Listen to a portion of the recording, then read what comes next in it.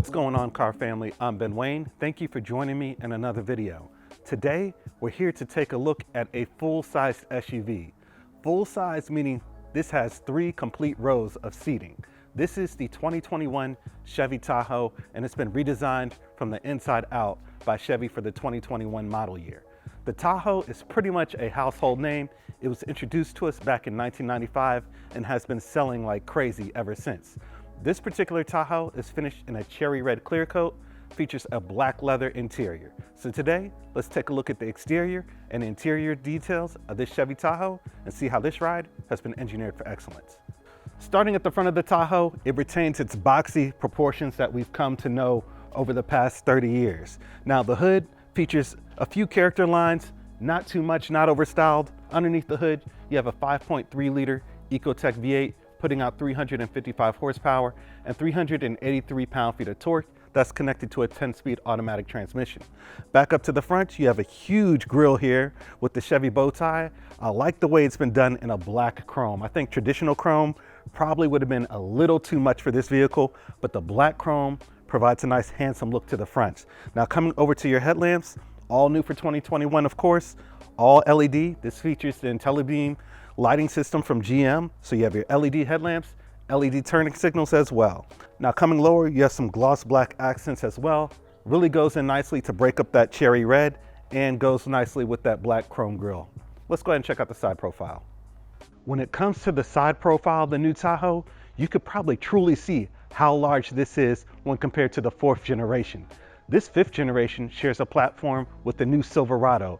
It is humongous. As a matter of fact, the wheelbase is 120.9 inches. That is 4.9 inches longer than the outgoing 4th generation model. It's just huge. Now, when it comes to the ground clearance, since this is a 4x4 RST model, you're getting 8 inches of ground clearance with the coil springs. Now, if you get another model with the air springs, you get a maximum of up to 10 inches of ground clearance. Now, coming to the front, you have these large 22-inch gloss black wheels with silver accents. I think it goes awesome with this paintwork. I'm loving the black and the cherry red contrast here. You also have gloss black accents around your window surrounds and a gloss black roof rack as well. Let's go ahead and check out the rear. When it comes to the rear of the Tahoe, notice you're still getting those boxy proportions that we've come to know and love, but look how clean it is. Why does it look so clean? That's because the Chevy designers went out their way to hide the rear windshield wiper, and it just completely changes the look, cleans it up a lot when compared to previous generation models. Now coming lower, you have chrome accents and black badging, and then you have LED brake lamps, but you have an incandescent bulb for your turning signals. I kind of wish they just went fully LED. Now one thing I noticed about the rear that's really cool is if I press the key twice, I can open up this hatch here without having to open up the entire rear hatch. That's pretty neat, so I could just take something and drop it in the back here. So let me close that back, and I can also open it up traditionally by pressing twice on the key. The entire hatch will open up. Now with the third row up, I have 25.5 cubic feet of storage. I can drop the third row by simply hitting these 2 buttons here, and it conveniently electronically lowers them. Now I have 72.6 cubic feet of storage. But wait, there's more. I can drop the second row, and now that will give me 122.9 cubic feet of storage. That is a lot of space in here. You could pretty much carry everything if you're not carrying your whole family with you. And of course, I can raise up the third row by simply pressing these buttons as well. Let's go ahead and check out the interior and then take out the new Tahoe for a spin. Sitting inside the new Tahoe, one of the first things that you're going to notice is how comfortable the seats are. Of course, this is a family vehicle, so driving it on long road trips isn't out the ordinary in a vehicle like this, and of course, daily use. So a comfortable ride is definitely a box that Chevy has checked. Now, starting at the top of the dash, you have a nice soft touch material with red contrast stitching. I like that red stitching. Coming lower, you have a nice size infotainment system. This is 10 inches, has wireless Apple CarPlay and Android Auto, has all your menus that are typical, even a menu for your different camera systems in this vehicle, which is really helpful in parking situations. I use that all the time while driving this vehicle, as a matter of fact. Now coming to the left, I noticed they finally got rid of that huge column shifter. I'm so glad that is gone. That was so annoying in the previous generation vehicles. Now what you have is an electronic gear selector here. you pull back on the reverse and drive buttons or press down on the neutral button to go in neutral. It kind of takes some getting used to, but once you got it, it's something you pretty much have. On this side, there appears to be a small storage bin if you want to stick some pens in there or something like that. Coming lower, you have your air conditioning vents and then controls for your air conditioning system as well. Now these buttons here do look a little plasticky. I kind of wish they were executed a little bit better, but that's pretty much my only major gripe here. Below that, you have wireless charging for your cell phone. It's nice and large. Just throw your cell phone right in there and wirelessly charge. You also have 2 USB ports down here and a cigarette outlet as well. Coming further back, 2 cup holders, and then further back, of course, you're getting tons of storage. I love how there's LED lighting in here, and then 2 additional USB ports and even a slot for an SD card here. Coming over to your door panels, is covered in a soft touch material with contrast red stitching that looks really nice. You have a metal door handle here, your unlock and lock buttons, controls for your power and heated side view mirrors. That's really nice. And then coming further back, you have controls for all 4 windows. I will make mention that the front 2 windows have 1 touch down and up features. Kind of wish they did that on the rear windows as well. Now you do have 2 position memory seating here, and then of course storage on the bottom of the door. Now coming over to the steering wheel, it's wrapped in black leather, features red contrast stitching. It is a heated steering wheel. I really like that feature. I've used that feature in here quite a few times in just a few days I've had this vehicle. Now further back, you have the instrument cluster. The instrument cluster looks a little basic and dated for a vehicle that costs nearly $70,000. I'm just going to be honest here. Kind of wish Chevy did a little bit more with the instrument cluster there. Now next to the steering wheel, you have buttons for your features such as your lane keep assist, your parking assist, really helpful. This vehicle has a lot of safety features. I really like that. And then you also have controls for your 4-wheel drive system as well. Let's go ahead and check out the second row. Now, when it comes to the seating in the second row, it's just as comfortable as it is up front. You have a nice leather bucket seats here with red accents, red contrast stitching. Feels really nice and plush. You could easily sit here for quite a long time.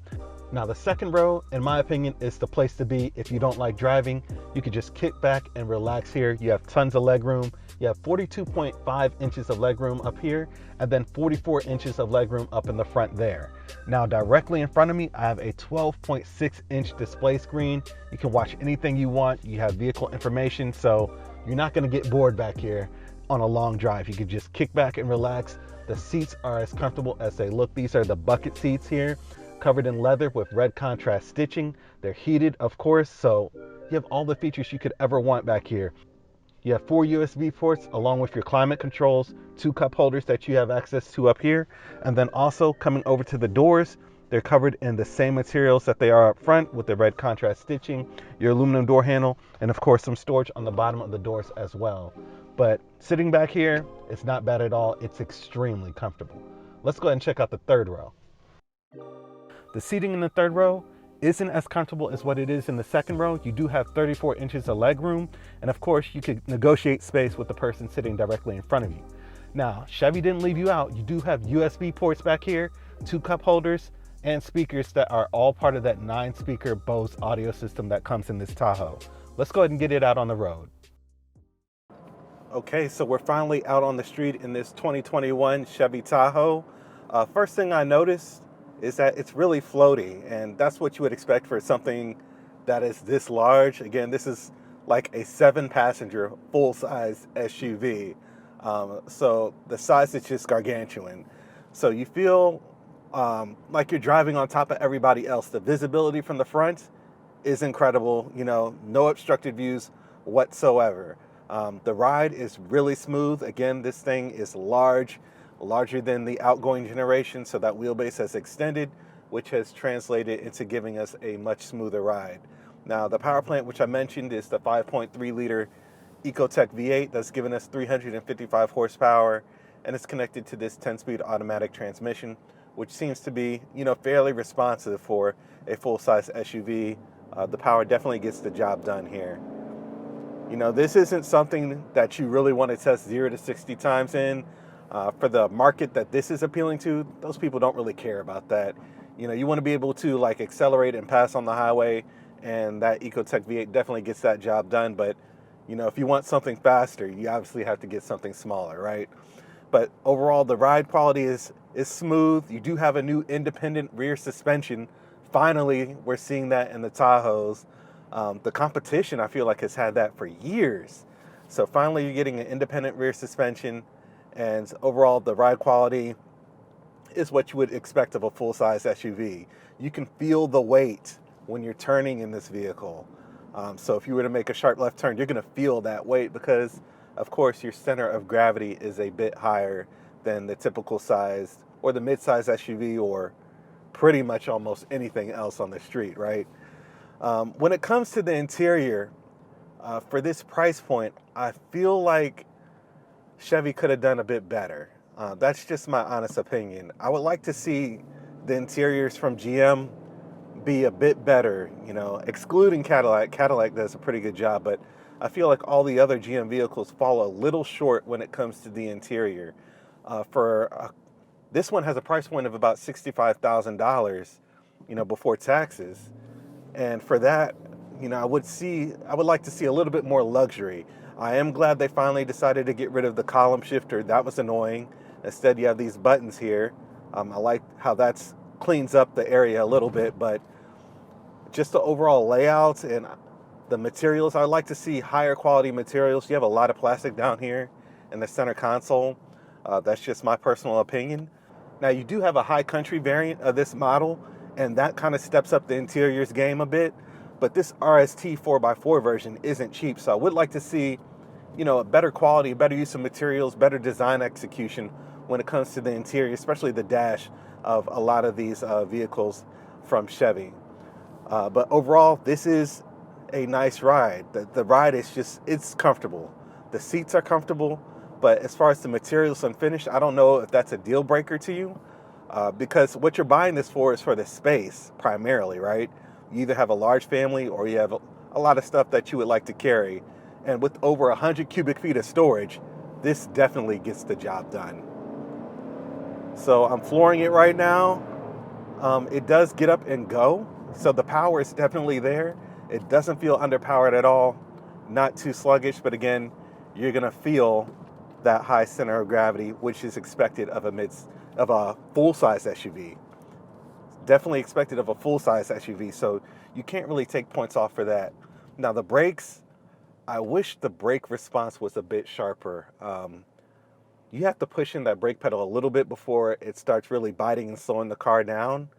And I feel like it doesn't give you the sense of confidence that you would really want in something that's this large. That's just my opinion.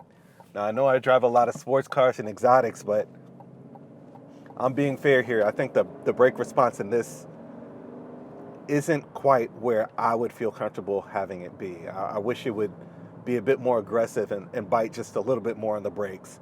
But overall, that's just my driving impressions. You guys let me know what you think about this full-size SUV. Again, the Tahoe has been around forever, pretty much a household name there. Now, one more thing I want to point out about the interior is that with the jet black interior, it looks nice, but you guys might see through the camera how dark it is in here. That's because there's no sunroof, there's no panoramic roof or anything. Now, I know they're running their air conditioning through the roof and what have you, but I would love to see a panoramic roof incorporated into the design of this. I think that should be something that's standard. With the color of the interior, this vehicle needs it, without a doubt. By no exaggeration, it's dark in here, and hopefully the camera is able to capture decent video. Cameras typically don't do well with dark colors. And lastly, one thing I also noticed while driving this vehicle, I've had it for a few days now, is at higher speeds, you're getting a lot of wind noise from the back. So you can hear that quite a bit. You know, the ride is overall quiet, but you can hear that wind hitting this vehicle for sure. So that's just my thoughts on the all-new 2021 Tahoe. You guys let me know what you think about this.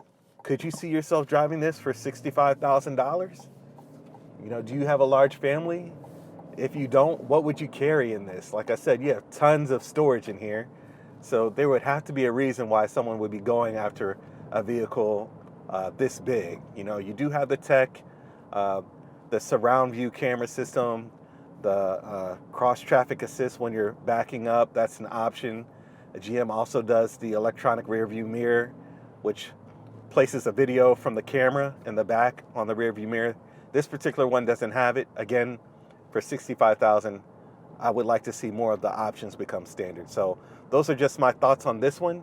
Let me know what you think. Please remember to hit that like button. That definitely helps the channel. Be sure to share with a friend and subscribe. And until next time, I'm Ben Wayne, the automotive reviewer that YouTube deserves. I'll catch you guys in the next one.